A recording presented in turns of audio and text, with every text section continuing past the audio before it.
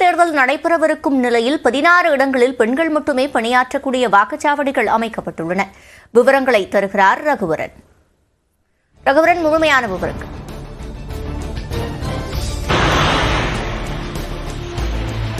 சிவரஞ்சனி, நீங்க தற்போது பார்க்கலாம், சிகப்பு கம்பள வரவேற்பு மற்றும் செடிகள்லாம் அலங்காரம் பண்ணியிருக்கு. அது மட்டும் இல்லாமல் பூக்கள் தோரணங்களோட வரவேற்பு பல வளைவுகள்லாம் அமைக்கப்பட்டிருக்கு. இந்த இடம் பார்த்தீங்கன்னா கண்டிப்பாக ஒரு வாக்குச்சாவடி தான்.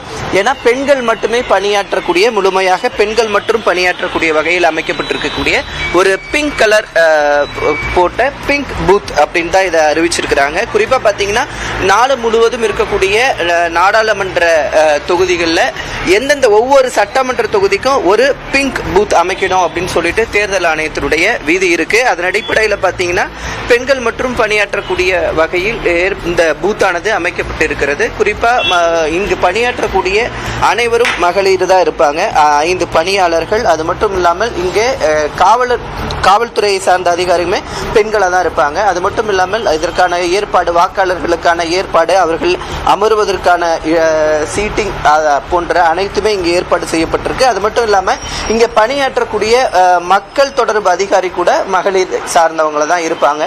அது மட்டும் இல்லாமல் இந்த வாக்குச்சாவடியை பொறுத்த வரைக்கும் பார்த்தீங்கன்னா வைஃபை கனெக்ஷன் ஏற்பாடு செய்யப்பட்டிருக்கு. குடிநீர் வசதி போன்ற அனைத்து பெண்கள் எளிதாக வருவதற்காகவும், அது மட்டும் இல்லாமல் மாற்றுத்திறனாளி பாதிக்கப்பட்டவர்களும் எளிதாக இந்த ஓட்டு சாவடியை அடைவதற்கான சாய்வு பலகைகள் வசதிகளும் இங்கே ஏற்பாடு செய்யப்பட்டிருக்கு. முழுக்க பெண்களையும் இந்த தேர்தலில் அவர்களையும் ஈடுபடுத்த வேண்டும், பாலின சமத்துவத்தை ஈடுபடுத்த வேண்டும் என்பதற்காக இந்த தேர்தல் ஆணையத்தின் சார்பாக கொடுக்கப்பட்டிருக்கின்ற இந்த ஒவ்வொரு சட்டமன்ற தொகுதியிலும் இது போன்ற பிங்க் கலர் பார்த்தீங்கன்னா வெளியில ஃபுல்லா இந்த பெயிண்டிங் வந்து பிங்க் கலர்ல இருக்கும். வரவேற்பு பலகைகள் அனைத்துமே பிங்க் கலர்ல இருக்கும். இங்க இருக்க பணியாற்றக்கூடிய அனைத்து பெண்களுமாக இருப்பாங்க.